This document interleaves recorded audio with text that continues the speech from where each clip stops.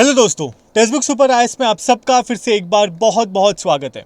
आज के इस सेशन में हम डिस्कस करने वाले अबाउट द लोक आयुक्ता अमेंडमेंट बिल जो हाल ही में केरला लेजिस्लेटिव असेंबली ने पास किया था। इस बिल के पैसेज के दौरान जो अपोजिशन पार्टीज थी उन्होंने इस बिल की बहुत विरोध किया, इस बिल की कड़ी निंदा की और उन्होंने ये भी कहा कि ये केरला के इतिहास में एक ब्लैक डे है। राइट, तो आज के सेशन में जान के लेंगे कि इस बिल के क्या ऐसे अमेंडमेंट्स थे जिनका इतना विरोध किया गया और आखिर में लोक आयुक्ता की क्या पावर्स होती है।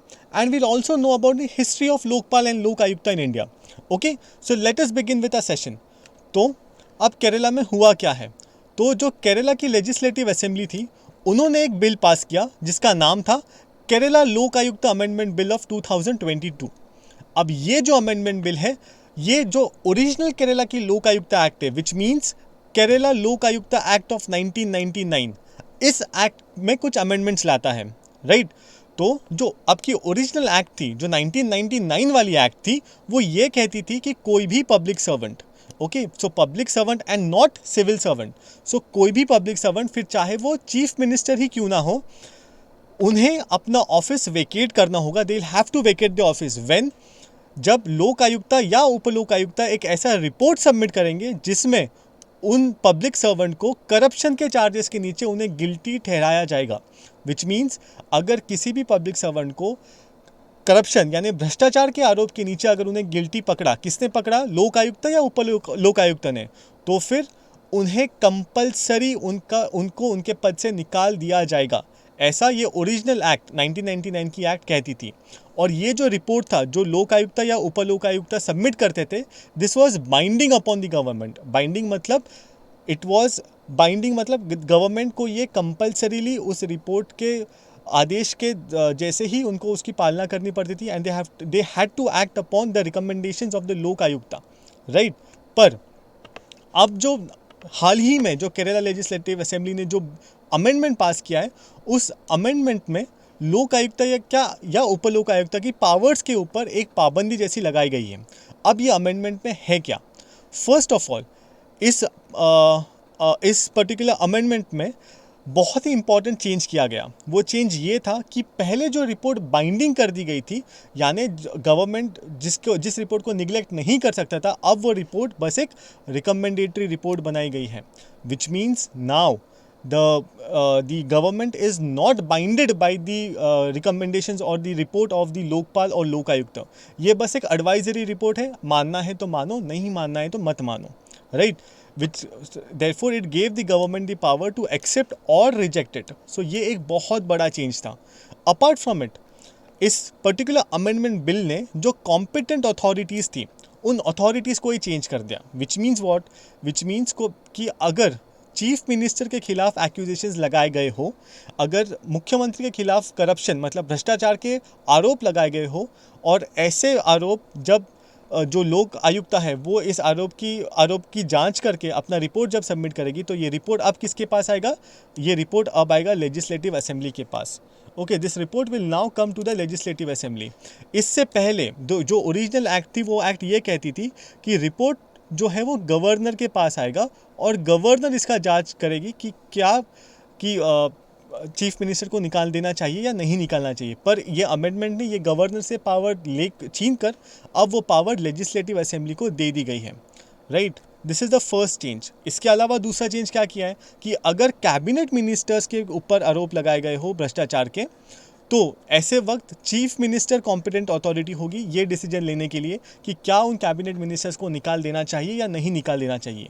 लास्ट में अगर एमएलएस के ऊपर एक्यूजेशन किया गया हो, तो जो केरला लेजिस्लेटिव असेंबली के स्पीकर होंगे उनके पास ये अथॉरिटी होगी कि whether that particular person should be remove from his office और नॉट। ओके, सो पहली चीज़ तो they have change the competent authorities, मतलब डिसीजन कौन लेगा कि भ्रष्टाचार के आरोप सही है या गलत, इनकी कॉम्पिटेंट अथॉरिटीज़ ही निकाल दी गई, चेंज कर दी गई है।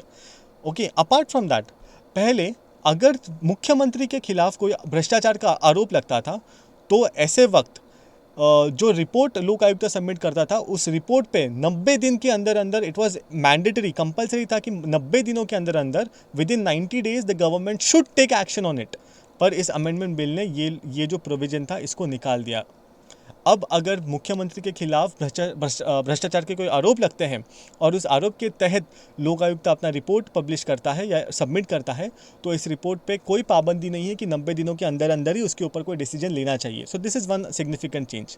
अपार्ट फ्रॉम दैट, जो ओरिजिनल एक्ट थी 1999 की, उस एक्ट में जो पॉलिटिकल लीडर्स थे पार्टीज़ के, उनका भी समावेश किया गया था, पर इस अमेंडमेंट एक्ट ने उन पॉलिटिकल लीडर्स को लोक आयुक्ता के एम्बिट के बाहर रख दिया। मतलब लोक आयुक्त जो है वो अब इन पॉलिटिकल लीडर्स, मतलब जो मंत्री नहीं है, जो कैबिनेट मिनिस्टर्स नहीं है, जो एमएलएज नहीं है, बट जो पॉलिटिकल पार्टीज में जो कोई पोजीशन पर है, ऐसे लोगों को लोक आयुक्त के एम्बिट से बाहर निकाल दिया गया। लोक आयुक्त अब इनके रिलेटेड करप्शन मैटर्स पे कोई जांच नहीं कर सकता। अपार्ट फ्रॉम दैट, पहले जो एक्ट थी वो ये कहती थी कि लोक आयुक्त कौन होगा, लोक आयुक्त बस वही व्यक्ति हो सकता है जो या तो सुप्रीम कोर्ट का जज रहा हो या किसी हाई कोर्ट के चीफ जस्टिस रहे हो। पर इस एक्ट ने ये भी निकाल दिया गया, अब ये भी कहते हैं कि जो रिटायर्ड जज ऑफ हाई कोर्ट है वो भी लोक आयुक्त की पोस्ट पे आ सकते थे। पहले क्या था, रिटायर्ड जज ऑफ द सुप्रीम कोर्ट और retired chief justice of some high court, but now it is simply retired जज of any court, right. Apart from that, पहले 1999 वाला एक्ट कहता था कि जो लोक आयुक्त होंगे उनका जो टेन्योर होगा it would be for 5 years, सिर्फ 5 साल का उनका टेन्योर रहेगा। पर अब जो अमेंडमेंट कर दी गई है, वो अमेंडमेंट ये कहती है कि जो लोक आयुक्त है उन्हें एक बार अपॉइंट करने के बाद वो 70 साल की उम्र तक he can continue to be the Lok Ayukta of Kerala state. Okay, so this is what the amendment in the bill वर, and this bill was passed by the Kerala legislative assembly. अब ये बिल जाएगा गवर्नर के पास। अब आने वाले दिनों में हमें ये देखना होगा कि केरला स्टेट के गवर्नर इस बिल के ऊपर क्या निर्णय लेते हैं।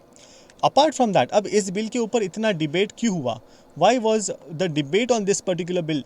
तो इसके दो पहलू हैं। एक, जो इस पर्टिकुलर अमेंडमेंट को, इस बिल के अमेंडमेंट को सपोर्ट करते हैं, वो जो इस बिल को सपोर्ट करते हैं, जो लोग इस बिल का समर्थन करते हैं, उन लोगों का ये कहना है कि बहुत सारे राज्य ऐसे हैं भारत में जिन्होंने अब तक मुख्यमंत्री को ही लोक आयुक्त के एम्बिट के नीचे नहीं लाया। तो ये जो हमने बदलाव किए वो कुछ गलत बदलाव नहीं है। इसके अलावा जो सपोर्टर्स है वो ये कहते हैं कि लोक आयुक्त से जो हमने पावर्स छीनी है, पहले उनका रिपोर्ट जो था वो बाइंडिंग था, अब वो रिपोर्ट बाइंडिंग नहीं है, तो ये जो हमने उनकी पावर्स कम की है, जो इस बिल के समर्थन है वो ये कहते हैं कि लोक आयुक्त के पास कोई जुडिशियल पावर्स नहीं है, right. It is not a judicial body, it is just an investigating body. So उनको अपना इन्वेस्टिगेशन करने दो और रिपोर्ट सबमिट करने दो, रिपोर्ट के ऊपर क्या एक्शन लेना है वो बाकी के लोग डिसाइड करेंगे, right. So this is what the supporters of the amendment are saying. But जो लोग इस अमेंडमेंट का विरोध कर रहे हैं, उनका ये कहना है कि ये नेचुरल जस्टिस के प्रिंसिपल के खिलाफ ही जा रहा है। अब ये नेचुरल जस्टिस के प्रिंसिपल के खिलाफ क्यों जा रहा है? क्योंकि प्रिंसिपल ऑफ नेचुरल जस्टिस क्या कहता है कि अगर कोई दोषी है और वो अपने ही केस में खुद ही निर्णय नहीं दे सकता, no person who is held guilty of certain crime can give judgement in his own case, right. अब इस केस में क्या हो रहा है, फॉर एग्जाम्पल, अगर मुख्यमंत्री, चीफ मिनिस्टर के खिलाफ कोई भी एलिगेशन लगता है, लोक आयुक्ता उसकी तहकीकात करती है, लोक आयुक्ता अपना रिपोर्ट पब्लिश करती है, उसके बाद इसके ऊपर डिसीजन कौन लेगा? State legislative assembly, right.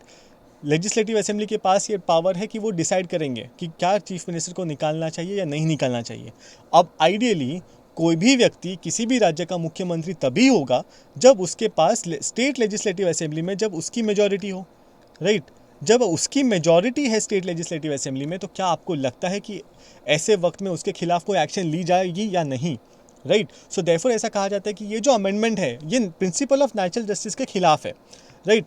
Apart from that, ये कह रहे हैं कि जो एनक्रोचमेंट ऑफ पावर हुआ है, मतलब जब आपने गवर्नर से ये पावर निकाल के लेजिस्लेटिव असेंबली में दी, तो that is encroachment of power by the chief minister. This is what the people who are opposing this amendment are saying, right. अब आने वाले दिनों में we'll have to see what the governor of Kerala stands, or what stand does he take on this particular bill. Apart from that, let us now discuss about the history of Lokpal and लोक आयुक्त, कि भारत में लोकपाल और लोक आयुक्त का इतिहास क्या रहा है। तो ये जो लोकपाल और लोक आयुक्त का कंसेप्ट है वो पहली बार अशोक कुमार सेन जी ने दिया था 1960 के दशक में, राइट। उसके बाद डॉक्टर LM सिंघवी जी थे जिन्होंने पहली बार लोकपाल और लोक आयुक्त इन टर्म्स को इन्वेंट किया, राइट। ये जो टर्म्स है इनका नाम इन्होंने दिया है। उसके बाद 1966 में पहली बार एक जो फर्स्ट ARC बैठा था, एडमिनिस्ट्रेटिव रिफॉर्म्स कमीशन, उन्होंने ये रिकमेंड किया था कि हमें 2 इंडिपेंडेंट अथॉरिटीज़ का गठन करना चाहिए, एक सेंट्रल लेवल पे और दूसरी स्टेट लेवल पे, to look into the complaints against public functionaries, जिसमें MPs का भी इंक्लूड किया जाएगा, राइट। 1968 में लोकसभा में ये पर्टिकुलर बिल भी पास हुआ, पर because Lok Sabha was dissolved, this bill did not come into action. फिर 1968 से लेके 1968 से लेके 2011 तक 8 बार ये प्रयत्न किया गया, 8 times it was attempted to pass the bill, but हमेशा ये बिल पास नहीं हुआ। फिर 2005 में जो सेकेंड ARC बैठा था, जिसको वीरप्पा मोइली जी ने चेयर किया था, उन्होंने भी ये रिकमेंड किया कि हमें लोकपाल का ऑफिस होना चाहिए। और फाइनली 2013 में अन्ना हजारे जी ने जो मूवमेंट चलाई थी, उस मूवमेंट के बाद लोकपाल एंड लोक आयुक्ता बिल पास हो गया पार्लियामेंट में, जो ये कहता था कि सेंट्रल लेवल पे एक लोकपाल रहेगा जो सेंट्रल लेवल पे रहेगा, और हर राज्य का, हर स्टेट का एक लोक आयुक्ता भी रहेगा। Every state will have its own लोक आयुक्ता। अब हर स्टेट के लोक आयुक्ता कैसे अपॉइंट होगा, या फिर what ever it is, it would be decided by the respective state governments, right. Now will have a look at what the structure of लोक Ayukta is, कि राज्य के लेवल पर यूजुअली लोक आयुक्ता का क्या स्ट्रक्चर होता है।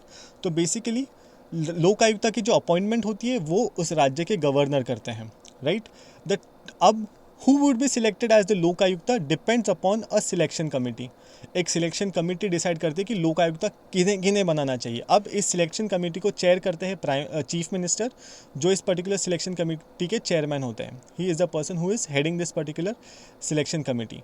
Apart from that, you have Chief Justice of the High Court, you have Speaker of the Legislative Assembly, Chairman of the Legislative Council, if अगर उस राज्य को विधान परिषद है तो उस विधान परिषद के चेयरमैन भी होंगे। Apart from that, leader of opposition in the state legislative assembly, विधानसभा के जो लीडर ऑफ अपोजिशन होंगे वो होंगे, और जो लेजिस्लेटिव काउंसिल होंगी विधान परिषद, उनके लीडर ऑफ अपोजिशन भी इस पर्टिकुलर काउंसिल में होंगे। ये काउंसिल सिलेक्ट करेगा कि लोक आयुक्ता कौन किसे बनाया जाएगा। इस काउंसिल के रिकमेंडेशन के ऊपर गवर्नर जो है उस व्यक्ति का अपॉइंटमेंट करेंगे एज ए लोक Ayukta of that particular state. अब लोक आयुक्ता का टेन्योर क्या होगा, ये वेरी करता है from state to state. It varies from state to state. Usually it is 5 years, but some state also have it for 7 or 8 years as well. Okay, so ये vary करेगा फ्रॉम स्टेट टू स्टेट। अब लोक आयुक्ता की power क्या होगी, basically it is the anti corruption watchdog, मतलब भ्रष्टाचार के विरोध में एक नज़र बनाए हुए रखता है कि who is indulging in some any malafide activity or not. Apart from that, it investigates allegations of corruption against public servants. Mind well public servants के खिलाफ है and not civil servants, that is one thing. Apart from that, it has the power to initiate prosecution without reference to any other authority. It can initiate prosecution also. So this is the power of the लोक Ayukta. Fine. सो इस particular session में हमने देखा कि केरला के लोक Ayukta amendment bill क्या कहता था, वो ऐसे क्या अमेंडमेंट्स थे जिससे कि लोक आयुक्ता के पावर्स के ऊपर एक पाबंदी सी बनाई गई थी। क्या ये अमेंडमेंट सही है या गलत है। हमने ये भी देखा कि जो लोग इसका समर्थन कर रहे हैं वो क्या कह रहे हैं, जो लोग इसका अपोज कर रहे हैं वो क्या कह रहे हैं, right. So this was all about the लोक आयुक्ता। जाते जाते मैं आपको सुपर कोचिंग के बारे में कुछ बता दूं, तो it is this one stop solution जहाँ पर आपको एक सिंगल सब्सक्रिप्शन में सारी चीज़ें मिल जाती हैं। आपको इंडिया के बेस्ट टीचर्स के साथ पढ़ने का मौका मिलता है। Apart from that, text book daily live classes conduct करती है, वो भी आप अटेंड कर सकते हो, right. And last, all of this is available at a very very affordable cost of rupees 3000 per month. But if you use my coupon code, what is my coupon code? My coupon code is Akash20. Okay, AAKASH 20. If you use my coupon code Akash20, आपको 20% of मिलेगा, which means on this you will have to pay only rupees 2400 rupees per month. Okay, so that was all about today's session. Please do like and subscribe to the video so that you never miss the notification from our end. Thank you so much. Meet you in the next session.